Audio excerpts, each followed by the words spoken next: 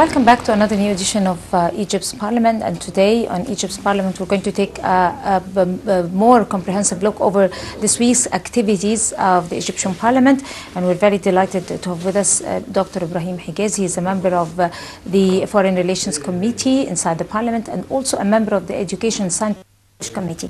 Hello, Dr. Hegazy, and first of all, let's take the Education and Scientific Research Committee that you are a prominent member in, and you have presented several recommendations or several proposals, I guess among 7 proposals for the committee to upgrade the Educational Committee and develop with it. Among them is the drug testing among students, among the personnel in schools, and among the bus drivers, which is very important, and other proposals. If you'd like to elaborate on those proposals, please. Okay, now we are in the process of legalizing the new post-university education law, which is the main education law for primary and secondary schools in Egypt. And so I proposed 7 clauses to be added to the new law. The first one talks about that we oblige the international and private schools in Egypt to take part of their net profit, which is due taxes on them, and deduct from them 5% of this net profit, which is taxable, and to be spent on the developments of equipment, supplies needed by government schools in the same district. So this is not a charity, it's part of their taxes that they have to pay. But instead of paying it to the government, they channel it directly to develop the needed equipments and supplies of government schools in the same district. So in this case, we elevate the responsibility from the government to develop the government schools. And we know that government schools are all needing of monetary funding to buy equipments, computers, develop benches, blackboards, whiteboards, sometimes the sports equipments, because they may have the field but they don't have the equipments to play on it. So these are all things that need a budget, and fortunately nowadays the budget for education is directed toward developing new classes and new high schools. So that's the first proposal, and it was approved on the Education and Scientific Research Committee. The second proposal is regarding, as you know, we have about 40% of Egypt population are under the age of 18, and we are for sure targeted on our youth to try to destroy the future of this country. And one way to destroy it is to make our youth addicted to drugs and similar things.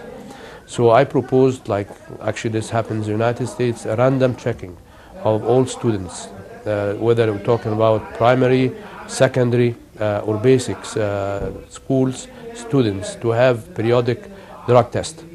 And if it is proven that these students are addicted, they should be expelled from the school until they bring a medical certificate that they are clear from addiction. Same thing also I proposed that we do. Yes, it's same thing also I propose for the personnel, not the instructors, because we have to, at least to protect the integrity of instructors, but we see a lot of addictions by bus drivers of high schools or schools in general, and some employees, workers, whether they are security workers or similar admin activities. So I also proposed a periodic drug testing for these employees, and if they are addicted, as proven, they should be expelled from any position in the Ministry of Education. So that is the second thing. The third actually is I asked that we force all private and international schools not to charge in hard currency. And if it is proven that they have charged fees for parents in hard currency, the license of such schools should be withdrawn from these schools. So it's not inspections, but if any parents bring documents or any papers that show that they have paid currency, automatically the Ministry of Education should withdraw the license from such schools. The cases where some private and international schools in Egypt here, they ask for hard currency or foreign currency payment for the fees of the students. So usually it's illegal but the control and monitoring and supervision from the ministry is very weak, for one reason or the other. So that's why I want to increase the penalty of such schools by withdrawing the license. If any parents prove a document that are paid in, automatically the license of this school should be expelled, which means that they have no right to offer degrees for education in Egypt. And so this is the third one. The fourth one is that I require all universities, government or private or international, they must have a website, an interacting website. We are talking today about the 21st century. So the least, at least, we should be interactive with parents. And one way of being interactive with parents is by being online. Most of us now, whether we are educated or not, whether we're illiterate or not, we have smartphone in our hands. So easily now we can get access to internet. And also we should start that at least every primary school or secondary or high school in Egypt should have a website, an interactive website, but so that we can, as a ministry, we can monitor the feedback from complaints, suggestions from parents to the school. So this is also a proposal that I also asked for the Committee of Education and Scientific Research. Another one was in some private school in Egypt here, they do like at the end of the academic year, they do a parents meeting. And I ask now that we oblige all government, private, international schools to have these parent meetings and to report to the ministry the outcome of these parents meetings, whether they are actions require problems raised by parents, and also we will require the schools to make report to the ministry what solution they have proposed, what are the missing things that they need from the ministry to feedback or to answer back the complaints of the parents. So these are important things. The other thing, actually, another proposal also that I talked about is related to the rape. The legal law in Egypt differentiate between raping an underage girl, which has a very high penalty, and raping an underage boy. The maximum of underage boy is only 3 years penalty. But for raping a girl, it can go to 25 years. So I propose a clause in the new law that actually if this happens, any harassment from first degree harassment, sexual harassment, or raping, aside from the legal action that it should be taken against these people, but automatic expelling from the ministry at all. Not only that, from any position in the future for these people. I'm talking even about sexual harassment, which is not a degree of rape. Inside schools or around the vicinity of schools. By employees, so the reaction is taken from the Ministry of Education or from Ministry of Interior or no, the Ministry of Education, because we are talking about the education law. The Ministry of Education, because sometimes they take an admin penalty, changing them, and that's it. Aside from the legal action that should be taken after that. But I am adding to the legal action because, as you can see, in the legal law in Egypt, it differentiates between harassing or raping a boy than a girl. In fact, for raping a girl, we call it ikhtisab. But for raping a boy, we call it hatk ard, which is totally different as a penalty. So now you're talking about the future, the personality of kids who are the future of this country. So we have to protect them. It's a very red line if anybody cross, whether harassment, moral harassment, sexual harassment, or raping. They all have to be expelled because they should not be part of any educational school in Egypt. So these are the clauses. We also are discussing nowadays what happened after the flotation of the Egyptian pounds. And I actually can see the problems from the international schools who have international instructors sometimes and other license and accreditations that they have to pay hard currency outside Egypt for their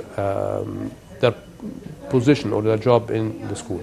And on the other side, you have the parents who are really complaining because these schools all of a sudden increase their fees by more than 100%. So we have a problem here. The problem always is you have to come to a middle point of compromise. Right. So I proposed a cap for the exchange rate. Officially, schools or universities have the right to calculate their cost in hard currency, but they have no right, it's illegal to take these fees in hard currency. They take it based upon the official exchange rate on that day or on that month. And so they have all right to say now instead of 8.8 the dollar for the pound, it is now 18. So when you multiply the $5,000, let's say, by 18, almost double the fees for the parents who are going to pay in Egyptian pounds. So I propose that we have a cap on the exchange rate for the next 3 years, like a transition period. So whatever happens, if it goes less than the 12 pounds, which I recommend as a cap exchange rate for the pound, if it goes lower than 12, then we take the lowest one. But if it is always higher than 12 pounds for the dollar, then we stick as exchange rate for the fees of students for 12 pounds per dollar. So this is also another proposal, but we are still in the pipeline in terms of our discussion. It was not yet approved by the Committee of Education and Scientific Research. So these are some of the issues. Right now we have already received in the committee the draft of the official draft from the government coming, which I have some restrictions about some things that I have already been reservations. One of it is that the law, yes, is it a new brand law? Yes. It's or a renovation? We don't know. We don't know. It's coming, and we are still reading it, studying it. But I noticed that they are having one clause which I have some reservation on it, which is you cannot build a higher council of education for schools, which is headed by the ministry, the Minister of Education. Why? Because ministers, I will tell you, ministers actually are the one should be neutralized from this council. The council here should be considered for administering, and supervising and monitoring schools. And they should report to the ministry. So what if the ministry thinks that he's doing the right job? So of course they will try always to defend their suggestions, their activities, their management, the current management. So we must have the head of this council be a neutral. The council should be also represented by parents, by instructors, by teachers, by scientific, academic, university professors, each in their field, so that you have all the stakeholders involved. But then it should not be headed by the minister, because ministers in Egypt nowadays, they change very frequently. And we have this bad habit in Egypt. Whoever comes new, he will always like to terminate whatever action that was done before, whether it was positive or negative. So that's why we need this system to be running separate from the government as council. So I am still reading and seeing what else should be changed here. Right. You've raised extremely important points on all levels. I mean, those points that you have kindly related to us now, which we are going to discuss in detail, are very essential to the development of the educational process. Among them also is the idea of taking education as the means of income by some entities or by some companies. The commercial education is becoming contemporary, and it's taking effect. And the results of that particular trend that is growing in Egypt is the raise or the hike in the school fees without no regulation for whatsoever. And there has been several complaints about the hike in prices, school fees lately, taking the advantages or opportunity because of the floating of the Egyptian pound and all that. You know, we know the rest. So most of these schools have already effected their bills, and they've already collected money, and they've already effected their rises, each on their own right, with no regulation. This is one of the problems. When the Minister of Education was asked about that, he issued a statement that it's only 7% official until now. Yes. That is not effective. Well, there is a law that actually it is gradual in terms of the fees increase per year. It depends on how much you charge for the fees for students. We're talking about the fees in Egyptian pounds. Yes. now about even private schools which charge 100% in, yeah, well, the law is for both private and international. The question is, if you are asking for less than £7,000, then you should be increasing, have the right to increase up to 4% only. And if it is more than 7,000, then you have 7%. That's the maximum, that's the ceiling that any university, any school have the right to increase. This law exists for many years. It's not a new one. It's more, but more than 7%, yes, than 7,000. If you charge the fees more than 7,000, you have the right to increase up to 7% per year. So this law is not well enacted and well enforced. Whether there was an increase in dollar value or not, private universities and international schools are not binding by this law. And so this is a very, very bad monitoring from the ministry. And I don't know the reasons why they are not taking a very serious action against these universities, these schools. Simply the fact that it is well known. But these schools, these schools actually, they have a trick. They don't actually announce it officially. Exactly. All of that is oral, and they force parents to pay it. Because I have complaints from parents, if we don't pay, then we'll get your student out of school.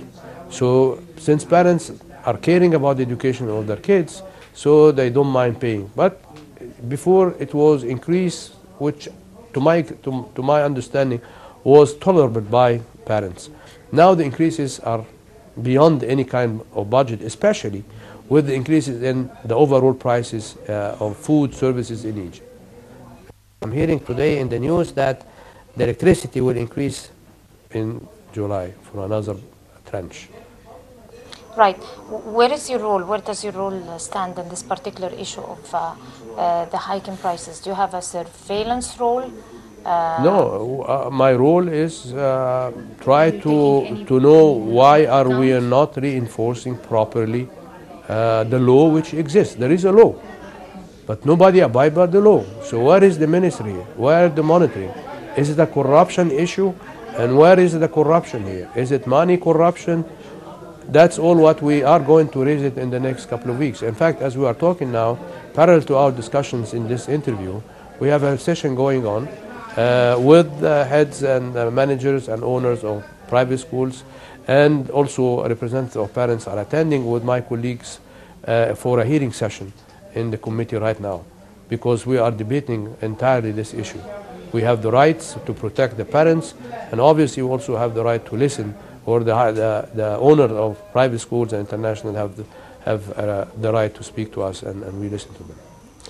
In your proposals, you've talked or hinted or drawn the attention to reforming and developing with the public schools, yes, which is very important. Yes. That answer to the practices of the owners of private schools and international schools on the long run. Would we hear one day that there could be another proposal of enforcing, empowering the educational process on a limited scale, even by the Parliament, through ideas and proposals to be able to stand up to the challenges of the problems of international schools and the fees and well, actually, Mrs. Dina, you raised a very important point in your question earlier. The issue is that many private schools and international schools are for profit. And so here the role of ethics should be reinforced. And I'm still thinking, how can I make ethics required and mandated in the new law? Education is not about making money. I've never heard that when you work in education, you make, yes, that's why, you know, you should be for not for profit, because there is a higher value to deliver a generation of your country. And I assume most of these universities, of these schools, I always mix between schools and universities because I'm a professor of a university.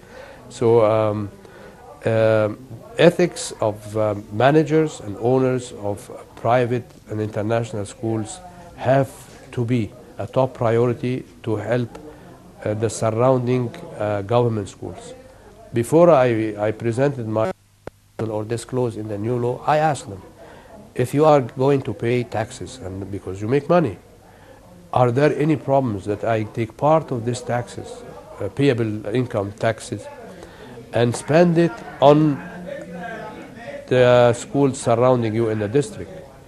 Most of them said, we do it in a charity basis, but we don't mind if instead of paying taxes to the government, we take part of these taxes and contribute to the development of government. So this is an initiative which got a good acceptance from managers of private and international schools.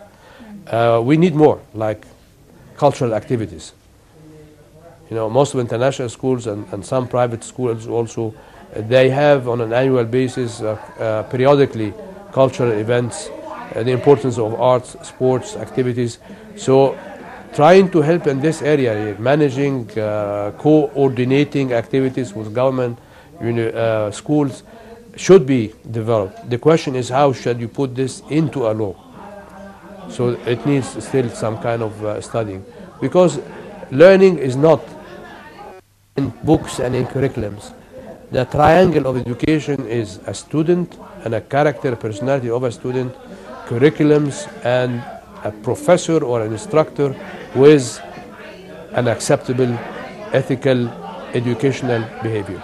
So this, the law, if it does not talk about the new law, which are going to review it now, if it does not touch the three angles, it's not a law to be, I would not accept it as a new law for education in Egypt. Does it only take ethics to empower or to effect or to enact, regulate the educational process and the profiteering from the educational process, or strict laws and punishment? Ethics too, because when you present a new law that ask you to pay back to the country where you are making money from, then you have to have a responsible ethical behavior from the other side. All right? Do you know of any school that have a sort of a not-for-profit charity work? How many are there? Many. They just take it as a label. Yeah, but how many? Because sustainability and continuity of such a charity work is what gives what we call the CSR, the corporate social responsibility of an institution. Exactly. That CSR, in the condition that we are facing now in Egypt, okay, it has to be doubled and increased under the education system. All right? Who actually is doing this? Aside from that, you have so many athletes who are making now millions and millions of pounds, whether in Egypt or outside Egypt. And that's why you see the president have met one of the soccer players, Mohamed Salah, who actually donated £5 million. And I know that the same player own village. But these are individual attempts. It has to be raised more to be reinforced by law. But we need to have the public, i.e. those who are in charge of schools, to be responsible ethically and say, I will do that. So it has to be a two sides, a side that reinforce and the other side that accept the execution of such reinforcement. When you look at the law that says the maximum increase is 7%, and you have most of the private schools, the international schools, are increasing more than 7%, I call this is unethical and unethical behavior, not ethical. Yes, it's illegal, but it's also unethical that you make millions, okay, and you're not giving back. One, and you are charging for more. Without effecting real development with the educational process, is there any surveillance by your committee, as someone who is in charge of surveying or looking over the educational process? We all, as members, we all in our districts developing with that educational process, yes, and we the make on the ground visits.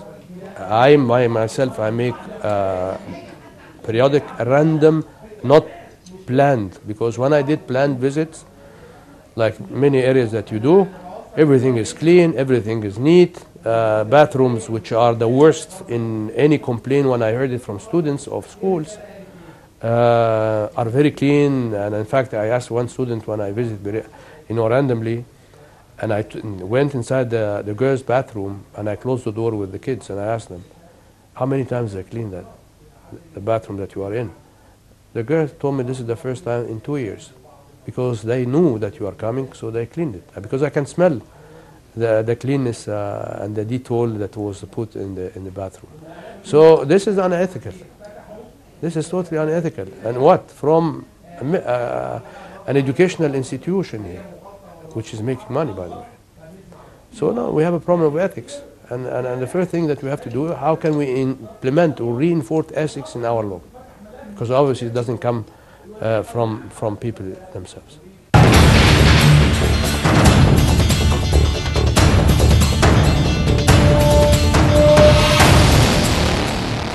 The Ministry of Education warned privately owned schools to not raise their tuition fees illegally, nor to request these fees in foreign currencies, as schools should be paid in Egyptian pounds. The head of public education at the Ministry of Education, Hegazy, said the fees will be announced on the ministry's official website and information pamphlets will be placed in school campuses. We will also introduce a hotline to receive citizens' complaints.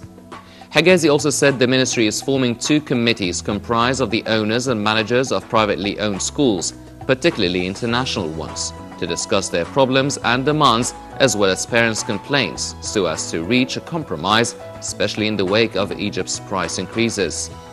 He said schools that would not abide by the fee regulations would be subjected to official warnings and may face sanctions including seizure, administrative closure, and placement under financial and administrative supervision. Another rule that private schools must comply with is admission dates. Sources added that private school admission should begin from June 1st of 2017, and any school that starts the process earlier would also be subjected to sanctions, as this is illegal. A couple of days ago, the ministry decided to close the new Cairo British International School because the institution has no license and the students are not officially registered, as neither the ministry nor the educational administration have any idea about the students' documents. In January, the ministry released a list of 47 private and international schools that had committed grave violations, including the collection of excessive fees, teaching foreign curricula, and accepting students in large numbers without a license, among others. Meanwhile, Egyptian universities switched to computerized marking system to deter cheating. Some Egyptian universities are revamping their examination systems in a bid to stop mass cheating. The university's administrators have announced plans to replace the current exam system with another one that's based on multiple choice questions. Minister of Higher Education said universities' shift to the multiple choice questions will help eliminate the cheating phenomenon. Different versions of an exam paper will be printed, with the placement of questions and potential answers differing from students to student to reduce opportunities to cheat. Abdullah Gaber, a law student at Ain Shams University in Cairo, said the MCQ system deprives the student of expressing himself in the answer sheet because it is based on choices, not essay writing. He added that contrary to the university's claims that the MCQ system would stop cheating, he believed that it may even make it easier.